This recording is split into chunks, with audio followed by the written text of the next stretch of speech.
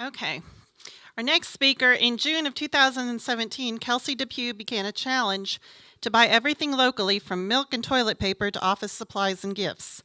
She committed to defining what local meant to her and following her rules until the end of summer. Now she will share what she learned and tips for being a consumer that cultivates community in buying local, a personal challenge.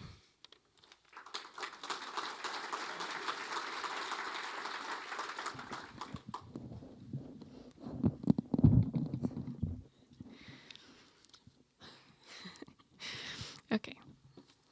I'm a farmer's market manager. For my vendors to be successful, they need consistent demand. In 2016, I noticed I was buying more and more of my own food from the markets. Over that winter, the question entered my mind, could I buy all of our food locally? Could I buy everything locally? That's kind of a tough question. Questions are pretty dangerous. So once they stick, we are often driven to answer them. So I challenged myself to only buy locally for a full farmers market season, June to the end of September.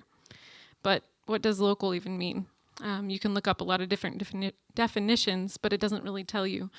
I knew I needed to make a set of rules for myself, so I made a flowchart. I made the chart to help answer the questions like which is better, a local store with non-local products or a non-local store with local products? Or a way to remind myself to ask first, do I even need it? Right away, I knew I needed to give myself grace because I was going to be learning a lot along the way. For example, I learned that the IGA in Barrage's IGA is for Independent Grocers Alliance, meaning I could happily use my WIC benefits there. I chose not to define Dillon's as local, but I know many people do for its history here. I learned quickly that one of the easiest things to buy locally is food, as we have lots of markets and vendors available. We have a few grocery stores left in Reno County, and we have 4 farmers markets during the summer months. There's also farm stands, butchers, and dairies where you can find high-quality food. I love to share my favorites with people, so feel free to ask me about all my favorites, and I will share with you gladly. The things that seemed harder were new clothes in my price range, convenient items, and highly processed foods. I went to garage sales and thrift stores for clothes and shoes when the need arose and gave up a lot of processed foods. As you can imagine, we ate pretty well. One of our county's best options for buying local is our farmers markets. Many of you know the Reno County's farmers market that is twice a week and has plenty of variety. Another great option is the South Hutch Farmers Market on Tuesday evenings. It's in a parking lot off Main Street in South Hutch. We have 2 other farmers markets in the county, and they're the Yoder Farmers Market on Friday afternoons and the Arlington Farm and Art Market on Thursday evenings. I do have a soft spot for the latter, as it is my chosen hometown. There's just something special about the people and places of Arlington, and for all of you that are here, thank you. I love you all. As the markets are only seasonal and have limits on products, our farm stands, dairies, and butchers helped fill in the gaps and provide very high-quality products. Some of my favorites are Phil's Farm, a full-service butcher, the Potluck Farm Stand and Dairy, and Polk's, because they have fruit. That was one thing that would be hard to find otherwise. Reno County is still hanging on to a few local grocery stores, and I really appreciate the ones we have. They often stock local products and have some of the best customer service of anywhere. Barrage's IGA in Nickerson, Glenn's Bulk Food in Pleasant View, and Smith's Market are great places to shop. And as we can see in some towns recently, we do need to keep shopping at them or they will go away. After food, my family still needed things that were not from a grocery store. Shoes, clothes, gifts, entertainment. The local thrift stores, as I mentioned earlier, and garage sales helped with a lot of things, but entertainment was available in plenty at Bluebird. I love that place. I also found that Wayne's Printing would print quality photos, and I went to them and Robert's Hutchline for office supplies. Wayne's also printed up some things that I needed for work and presentation pieces, and they have excellent service.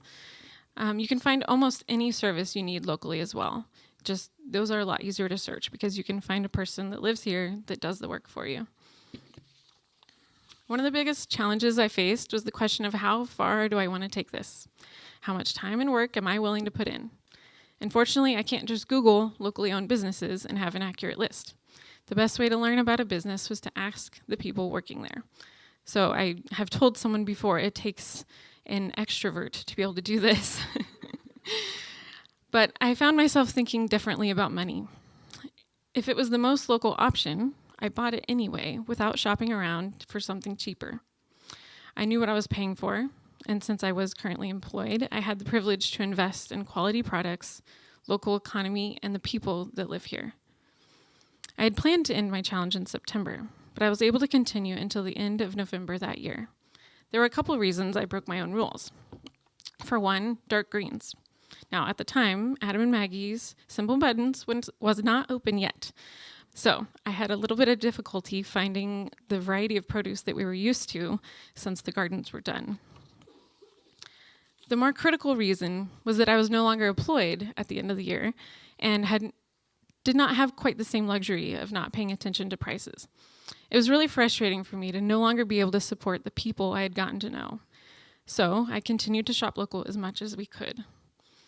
I cannot fully express the greatest benefits I received from this challenge. I built relationships, and I feel more connected and loyal to this place. In return, I was given fantastic service, special orders, respect, and a valuable place in this community. I am a contributor, and that is powerful. Since the challenge ended, I have continued to have a different way of seeing value in products and service. And I think about my shopping as a choice of who I'm going to support. I still buy gifts, services, and luxury items, as well as most of our food locally. As an advocate for local, I cannot leave here tonight unless I challenge you all to create your own. Pick something that you care about. You could all buy your meat or your gifts locally. You could go to one farmer's market a week. Just create your own rules and a time frame, and then reward yourself. Last, stop and evaluate your experience. What did you learn? What did you change? I want everyone to see the power that they hold as a conscious consumer. You have a place and a job to do in our community. Our local businesses and families depend on us. Thank you.